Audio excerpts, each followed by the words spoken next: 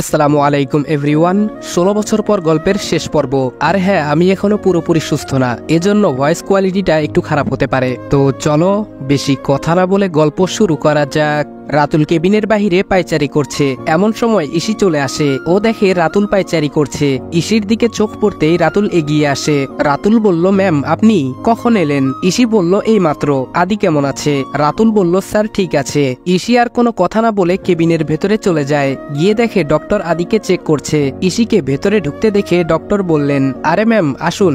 EC বলল, আদি কেমন আছে এখন ডক্টর? ডক্টর বলল, আগের থেকে ভালো, ঘুমের ইনজেকশন পুশ করা আছে, তাই ঘুমিয়ে আছে। আশা করি আজ রাতের মধ্যেই স্যার অনেকটা সেরে উঠবেন। ইসি বলল, থ্যাংক ইউ ডক্টর। ডক্টর বলল, that's my duty ma'am. EC মুচকি হাসি দিয়ে বেডের দিকে চলে যায়। ডক্টর বলল, ম্যাম আমি এখন আসি। ইসি বলল, ওকে। ডক্টর বলল, আপনি আছেন এখন এখানে? ইসি বলল, হুম।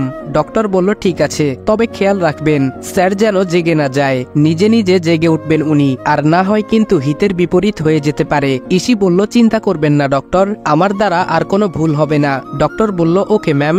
বলে ডক্টর বেরিয়ে যান। ইসি আদিবের কাছে গিয়ে টুলে বসে পড়ে, মাথায় হাত বুলাচ্ছে আর এক দৃষ্টিতে তাকিয়ে আছে আদির দিকে। আই এম সরি আদি, আমার একটা ভুলের জন্য আজ তোর এই অবস্থা।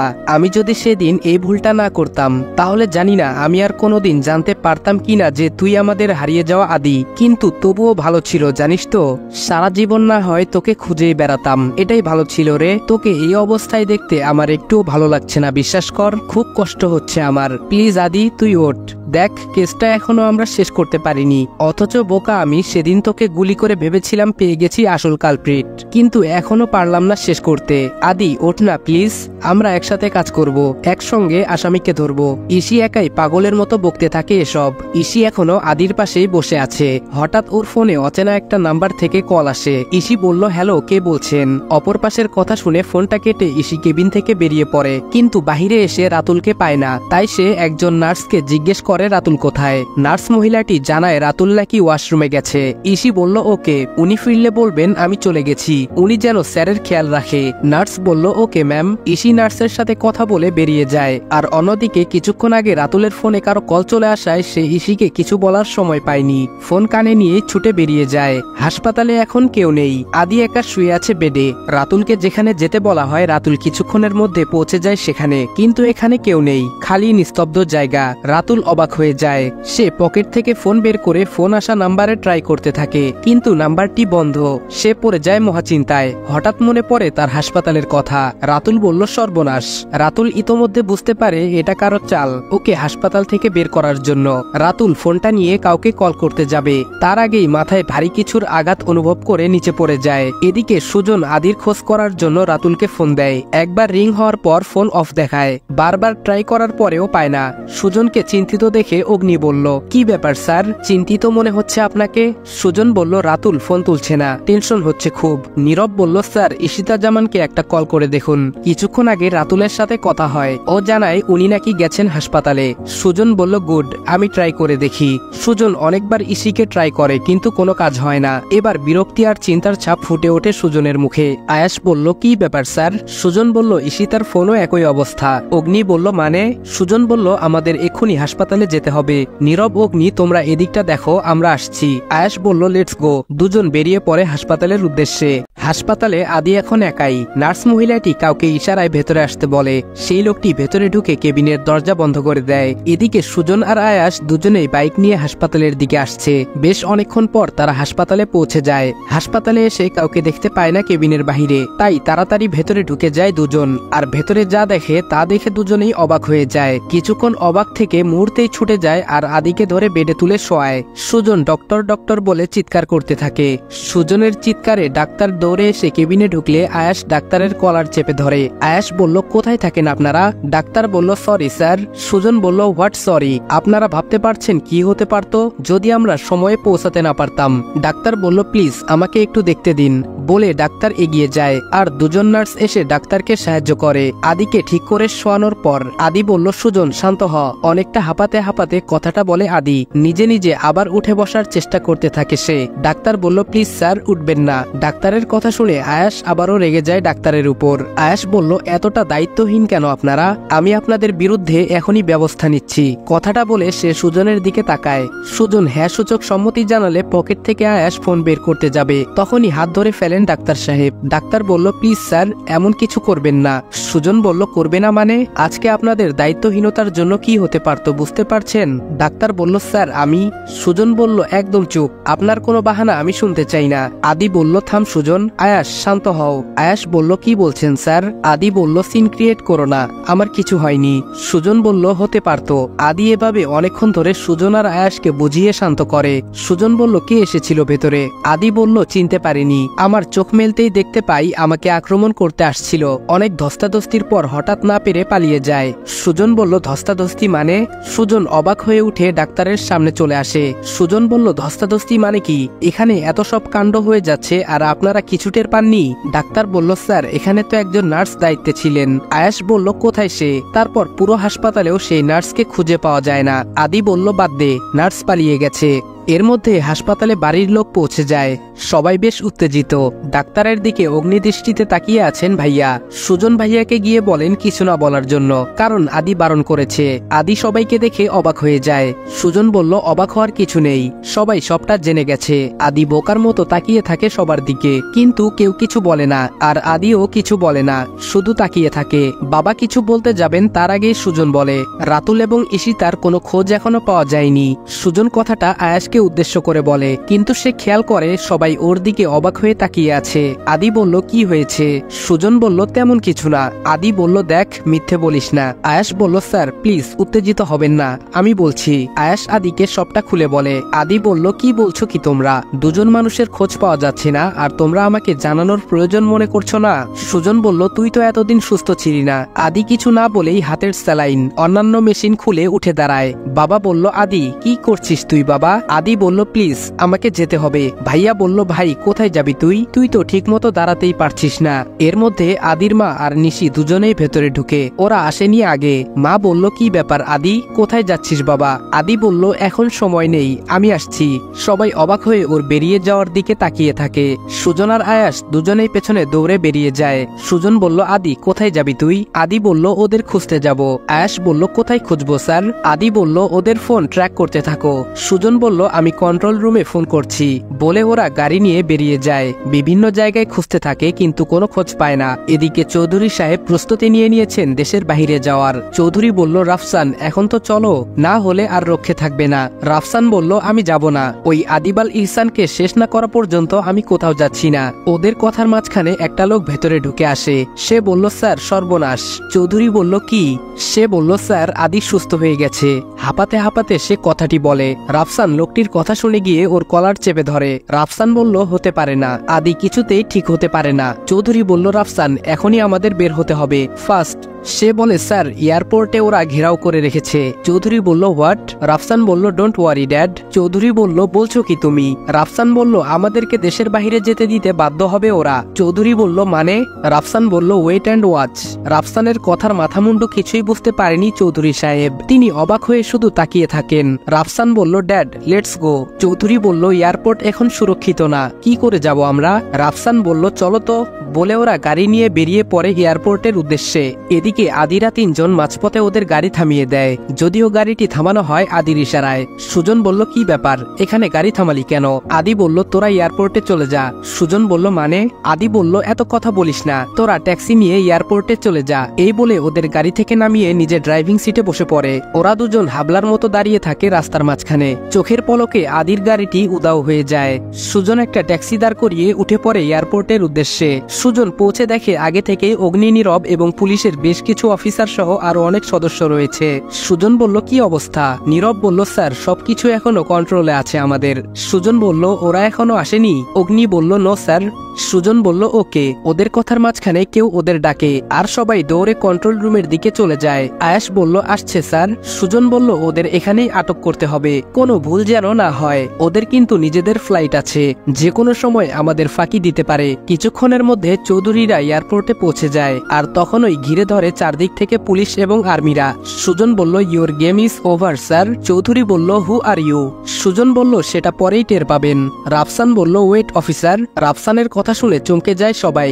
রাফসান বলল, প্লিজ একটু অপেক্ষা করেন। কথাটা বলে পকেট থেকে কিছু একটা বের করে দেখায়, যা দেখে সবাই আটকে ওঠে। নীরব বলল, স্যার এখন কি করব আমরা? সুজন বলল, বুঝতে পারছি না। রাফসান বলল, হেই অফিসার, হারি আপ। সুজন শুধু চোখটা পাকিয়ে তাকায় রাফসানের দিকে। এর মধ্যে এয়ারপোর্টের ভেতরে কারো প্রবেশ ঘটে, যা দেখে একজন ছাড়া বাকি সবাই অবাকের চরম সীমায় গিয়ে হোঁচট খায়। রাফসান বলল, বাহ, এসে গেছে আমাদের নাটের গুরু। হাসপাতাল থেকে উঠে সোজা এখানে চলে এলি মরতে? আদি রাফসানের কথাগুলো চুপচাপ শুনেই যাচ্ছে, কোনো কথা বলছে না। রাফসান গিয়ে আদির সামনে দাঁড়ায়। রাফসান বলল, মিস্টার আদিব কেমন আছেন? আদি বলল, আলহামদুলিল্লাহ। আপনি? রাফসান বলল, খুব ভালো, তবে এখন আরো ভালো থাকবো। ওদের দুজনের এইরকম ব্যবহারে উপস্থিত সবাই ভেবাচেকা খেয়ে যায়। আদি বলল, কোনো না কোনো একটা দিক থেকে আপনি আমার বেয়াই হন। রাফসান বলল, তা তো বটেই। সুজন বলল, আদি ব্যাপার কি? আদি এবার অট্টহাসিতে ভেঙে পড়ে, তার সাথে রাফসান নিজেও।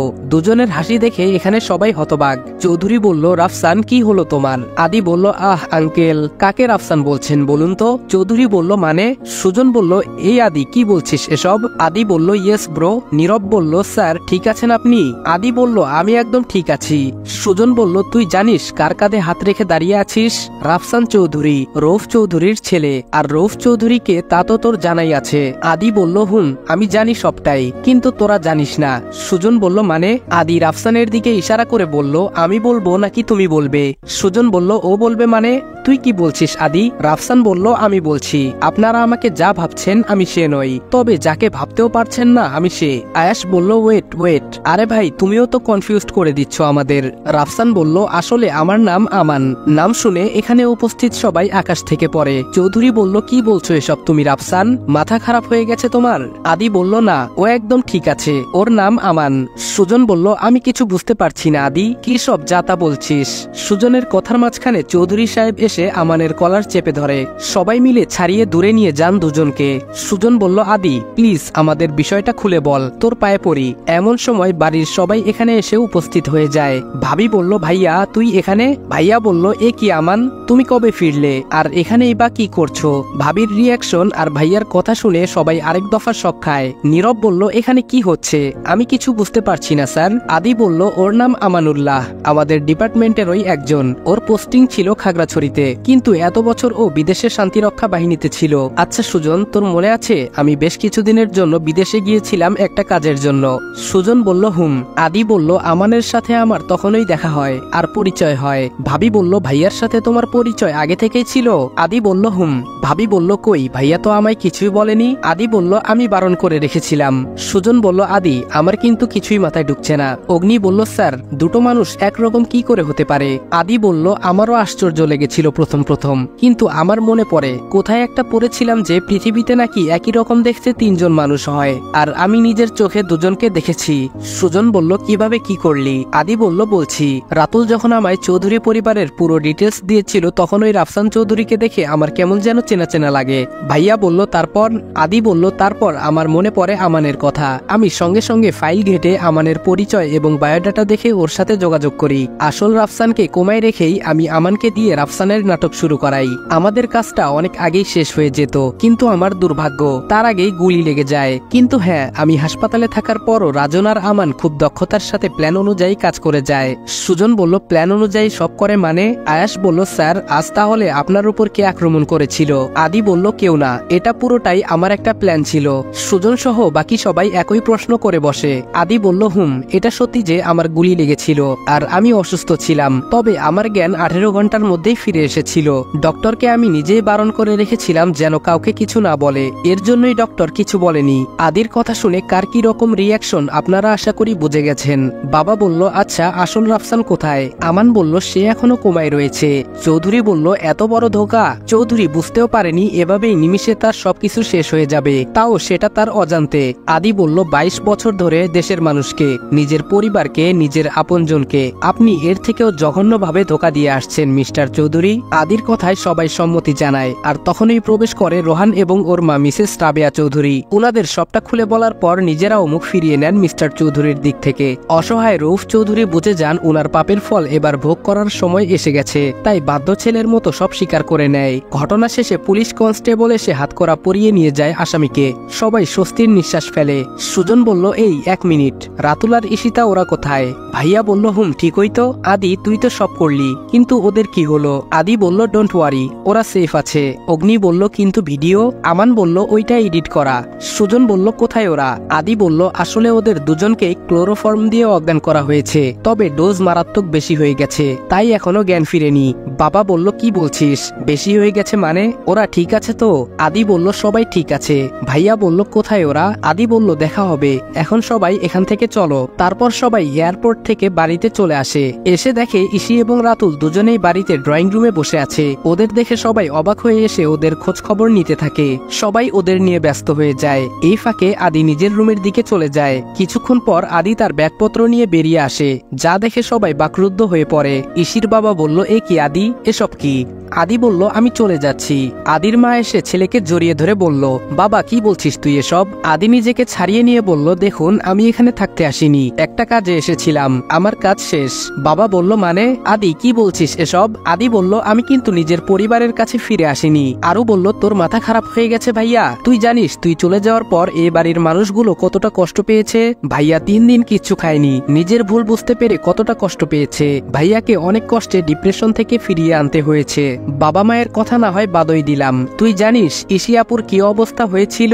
বিদেশ থেকে ফিরে এসেছিল একেবারের জন্য, তাও এসেছিল তোর জন্য, কিন্তু যখন এসে তোকে খুঁজে পায় না তখন দায়ী করতে থাকে নিজেকে। আপুর কথা একটাই ছিল, যদি আপু বিদেশ না যেত তাহলে হয়তো তুই বাড়ি থেকে বেরিয়ে যাইতি না। আর এইসব কিছুর জন্য নিজেকে এবং আমাদের 2 পরিবারকে দায়ী করতে থাকে। তুই জানিস আপু কোথায় থেকে বড় হয়েছে? আদি বলল, কোথায় থেকে বড় হয়েছে মানে? আরও বলল, তুই পরিবার ছাড়া ছিলি বলে আপু নিজেও পরিবার ছেড়ে দিয়েছে, খুব সাধারণ একটা হোস্টেলে থেকেছে, সেখানেই থাকা খাওয়া পড়াশোনা করেছে। আদি বলল, কি সব বলছিস? আরো বলল, তুই ভেবেছিস তুই চলে যাওয়ার পর কেউ তোর খোঁজ করেনি, কিন্তু না, বাবা সারা শহর তোকে খুঁজেছে, পাইনি, পাবে কি করে? তুই চলে গেলি চট্টগ্রামে, তোর পরিচয় পাওয়ার আগের দিন পর্যন্ত আপু তোকে খুঁজেছে, আর তোর পরিচয় পাওয়ার পর তো পাগল প্রায় হয়ে গেছিল, আর তুই কত সুন্দর চলে যাচ্ছিস। বাহ, একটা কথা কি জানিস তো ভাইয়া, ঈশি আপু ঠিকই বলেছে, যদি গুলি না লাগতো তাহলে হয়তো এত কাছে পেয়েও তোকে সারা জীবন খুঁজে যেতেই হতো, শুধু তোর ইগোর জন্য।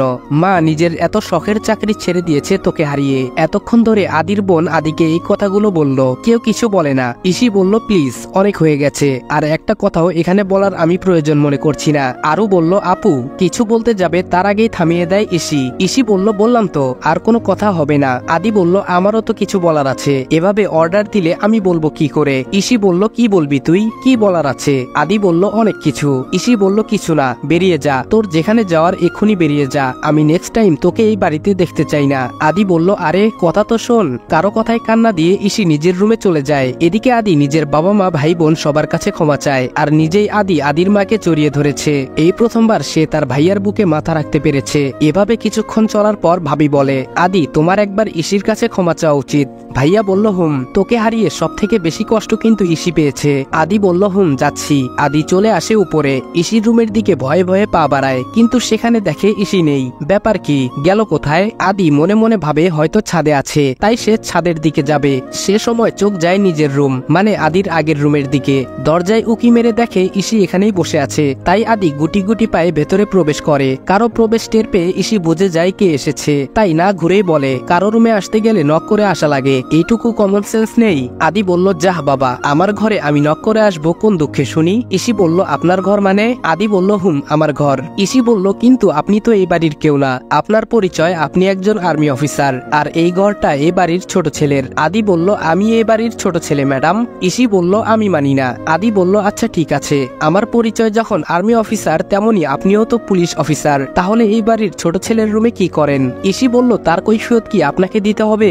আদি বলল, ঈশি বলল, আমার ইচ্ছে হয় তাই আসি। আদি বলল, আমারও তাই। ঈশি একটা আঙ্গুল আদির দিকে তুলে বলে, দেখ আদি, আমার ঝগড়া করার কোনো ইচ্ছে ইচ্ছে নেই। আদি বলল আমার আছে নাকি বলে ইসির আঙ্গুল ধরে টান মেরে নিজের কাছে নিয়ে আসে, এতটাই কাছে যে আদির গরম নিঃশ্বাস ইসির মুখের উপর পড়ছে। ইসি বলল ছাড়। আদির কোনো হুঁশ নেই, কেমন যেন একটা নেশার ঘরে আছে। ইসি বলল আদি কোথায় হারিয়ে গেলি, ছাড় না প্লিজ, লাগছে তো আমার। ইসির চিৎকারে ঘোর কাটে আদির। আদি বলল সরি সরি বলে আদি ইসিকে ছেড়ে দেয়। আদি আবারও এগিয়ে গিয়ে ইসির সামনে দাঁড়ায়, ওর দু কাঁধে হাত রেখে বলে আচ্ছা ইসি তুই আমার উপর অনেক রেগে আছিস তাই না? ইসি বলল কেন? আদি বলল ওই যে আমি তোদের থেকে নিজেকে আড়াল করে রেখেছি, আজকে চলে যাচ্ছিলাম আর সবাইকে কত কষ্ট দিলাম। ইসি বলল ধুর, রাগ করবো কেন, তুই জানিস না আদি তোকে ফিরে পেয়ে সবাই কতটা খুশি। আদি বলল তুই? ইসি বলল আমার জীবনে সবচেয়ে সেরা গিফট পেয়ে গেছি, তুই চলে যাওয়ার পর আমি কারো কাছ থেকে কোনো গিফট নেইনি, শুধু সবসময় তোকে ফিরে পেতে চেয়েছি, কারণ তুই আমার সেরা গিফট। আদি বলল তাই? ইসি বলল হুম। আদি বলল আই এম সরি। ইসি বলল কেন? আদি বলল এতদিন কষ্ট দেওয়ার জন্য। ইসি বলল সরি তো আমার তোকে বলা উচিত, কারণ আমি তোকে ফিরে পেয়ে আবারও হারাতে বসেছিলাম আমার নিজের দোষে। আদি বলল তুই তোর দায়িত্ব পালন করেছিস, তবে হ্যাঁ সরি তোর বলা উচিত। ইসি বলল হুম আমি জানি, আই এম সরি আদি। আদি বলল না আমাকে না। ইসি বলল তাহলে? আদি বলল সবার কাছে, সবাই আমার জন্য যতটা কষ্ট পেয়েছে তার থেকে বেশি কষ্ট তোর জন্য পেয়েছে, কারণ আমি তো হারিয়ে গিয়েছিলাম আর তুই তো থেকেও ছিলি না, তোর জন্য অনেক কেঁদেছে সবাই, আমি এখানে আসার পর নোটিশ করেছি। ইসি বলল হুম, কিন্তু আমার কিছু ভালো লাগেনি, আমি জাস্ট কাউকে সহ্য করতে পারতাম না। আদি বলল এখন নিচে চল, সবাই আছে, আমাদের উচিত সবার কাছে ক্ষমা চাওয়া। আদির কথা মতো ইসি নিচে চলে আসে, এসে দেখে সবাই আছে নিচে। ইসি আর আদিকে একসাথে দেখে সবাই বেশ খুশি হয়। নিশি বলল উফ আপি তোদের দুজনকে একসাথে যা লাগছে না। নিশির কথায় আদি আর ইসি দুজনেই লজ্জা পেয়ে যায়। এতক্ষণ আদি ওর হাত ধরেছিল, হঠাৎ করে ইসি হাতটা ছাড়িয়ে নেয়। বাবা বলল আজ আমাদের বাড়িটা পরিপূর্ণ মনে হচ্ছে, আল্লাহর কাছে প্রার্থনা সবসময় যেন এইরকম থাকে। আঙ্কেল বলল আচ্ছা তোরা দুজন আবার চলে যাবি না তো বাড়ি ছেড়ে? ইসি বলল না বাবা কোথাও যাব না। আঙ্কেল বলল কি? এত বছর পর নিজের মেয়ের মুখে বাবা ডাক শুনে খুশিতে চোখে পানি চলে আসে। আদি পেছনে এসে উনার কাঁধে হাত রেখে ভরসা দেয়। বাড়ির সবাই আনন্দে মেতে উঠে। এভাবেই চলতে থাকে তাদের বাকি জীবন। সবাই দোয়া করবেন যেন সবসময় সবাই এভাবে মিলেমিশে থাকতে পারে। আসসালামু আলাইকুম এভরিওয়ান, 16 বছর পর গল্প এখানে শেষ করলাম। আর আজকের ভিডিওর ভয়েসটা খারাপ হওয়ার জন্য আমি আন্তরিকভাবে দুঃখিত, কারণ আমি এখনো পরিপূর্ণ সুস্থ না। তবুও কেন জানি তোমাদের এত এত রিকোয়েস্ট আমি ফেলতে পারিনি, এজন্যই অসুস্থ অবস্থায় থেকেও তোমাদের জন্য ভিডিও বানাতে বাধ্য হলাম। আশা করি তোমরা আমার প্রত্যেকটা ভিডিওতে তোমাদের ভালোবাসা দিবা। তো দেখা হবে নেক্সট কোনো গল্পে, ততক্ষণ ভালো থাকবা, সুস্থ থাকবা এবং আমার জন্য বেশি বেশি করে দোয়া করবা যেন অতি দ্রুত পরিপূর্ণ সুস্থ হয়ে তোমাদের মাঝে নতুন আরেকটা গল্প নিয়ে আসতে পারি। আল্লাহ হাফেজ।